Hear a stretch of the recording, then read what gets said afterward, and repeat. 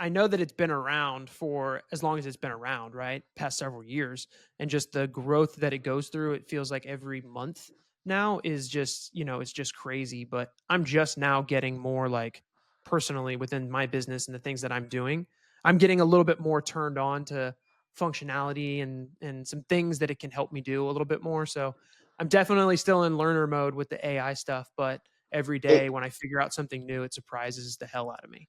explore MCPs, model context protocols. I'm not going to get way off in that rabbit hole because it's way down a different Sure. rabbit hole. But look at MCPs. We can chat offline because that's the next key to unlocking your business internally is MCPs. Wow. Yeah, I'm trying to figure out how to make ops more, uh more solidified in what I'm doing and not me have to do so many That's what manual MCP touches. is. That's what MCP Yeah. will give you. Yeah. So look So into that later on. that's good. I'll definitely have to get more info from you on that one. But you know, there's a second and more common, I think, funnel that I've kind of mentioned already, which is the VSL funnel. And I kind of teach in a coaching program that I'm associated with. I teach other videographers and video businesses how to set up and run a basic VSL funnel.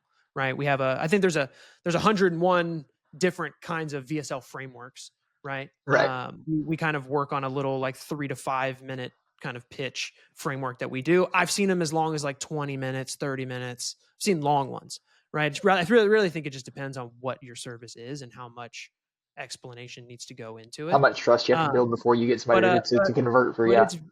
yeah, it's very heavily, obviously it's video. It's a video right on the second page after the opt-in. And another platform that we're going to talk about here is Vitalytics, right? Which I've heard of this one before. I've never used it, but I have heard of it before. I think about a year and a half or so ago is when it kind of first came through one of my feeds, and I really saw more inside of it. But one thing that I was very interested in seeing that it had was like a heat map feature. I've used heat maps before with other things for like CRO and whatever, but I was Right. really intrigued to see that things like that were in there. And for those that don't know, a heat map is like basically just like a recording. When somebody lands on your page, it's a recording, and then you can see like what they're pressing and where they're trying to go when they're interacting with you. Why do you think that's important on a simple page that where there's the video, there's maybe a calendar or a button, an action below that, but it's a very simple page. Why do you think heat maps might be applicable in something like that? Or do you think it's more for if you have a long drawn out page and No, that's what you're I trying mean to shows if it shows people are scrolling at all, right? Are they do? watching your video and sitting stagnant on your video, or are they scrolling down and seeing what's behind that? And there's two data points.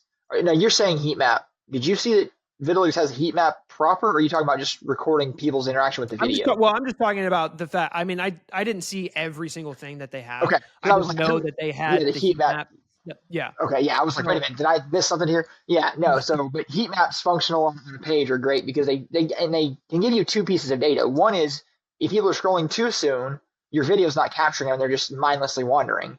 yep. The second is if they're watching, say, a 3 to 5 minute video, and it 3 or 4 minutes in, you're kind of saying, hey, look, if you're interested in this, go below, book a call, book a schedule, whatever it might be, and then you can see they're moving at that point in time. Then you know that you're getting the right data out of people.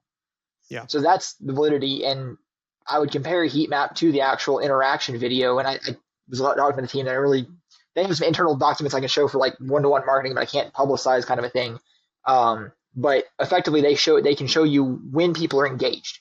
So you can look at a Mhm. drop-off map and see, I don't have any more, I don't have a binder up here, rats. But you can see when you can kind of watch a drop off map of when people are engaging with your video. And so if Yeah. they're watching, you're going to start at 100%, and then at the very end, you're like 3% of people that stay to the end of a standard 15 to 20 to 30-minute video. These may vary. I don't know exactly what this group would fall into, but you can see where people are dropping off. And so like their goal is a 30% and a 33% involvement at 2 minutes.